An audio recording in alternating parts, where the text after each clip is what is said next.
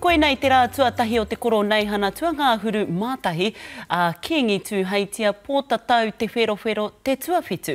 I kawe a mainga ma te huhua o te iwi kia tangihia kia mihia ki runga o tūranga waiwai marae. Ko tētahi o ngā rau o aroha i toro atu ki te uri no te kāhui ariki tuahine o te kiengi a tō mairangi paki. I reira tā mātou karere ara paira tāwhai.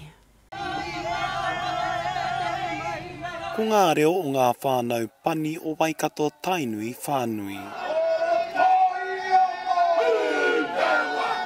Ka tika tonu mā te kāhui ariki tonu rātau e ārahi. Mā tōna mate e kawe i ngā mate katoa o tō tātou waka. O tira tō tātou kiengi, me ngā kiengi tatui hoki te ariki nui o te pō. Mā rātou katoa e kawea i ngā mate o tō tātou waka i tēnei rangi. Ko te tuahine tērā o Kiengi tū heitia o tō mairangi paki i hinga i te marama o painga whāwha i tēnei tau.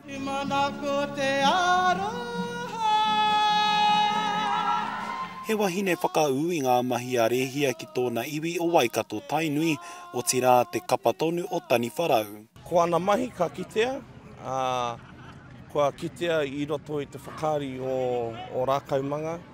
No ka kitea anō i roto i ngā mahi kapahaka a Tani Wharau e tuana a te mane. Ka mutu i tōna taha ko Napi Wāka, nā whai anō kua kawea mai tōna mate e tōna whānau ki tūranga waiwai.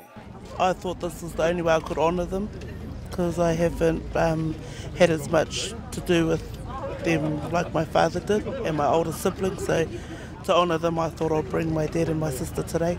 I waenga tonu i ngā mate huhua nei ko te kahurangi o Ngāti Te Ata a ngā Neko Manhinik, te kanohi kitea mo te kreme mo te whanga o Manukau. Mi mai ki ngā makapuno ki ngā whānau, kua pani, kua hara mai i te rā nei, te rā i tohungi ai o tātou mātua tūpuna hei kawe i ngā mate o tu waka nei a tainui waka. Hei a popo ka kawea mai te huhua o ngā mate o te motu ki mua i te aroaro o Mahinarangi, o tira ki mua o Kiengi tū heitia, pōtatau te wherowhero te tuawhitu.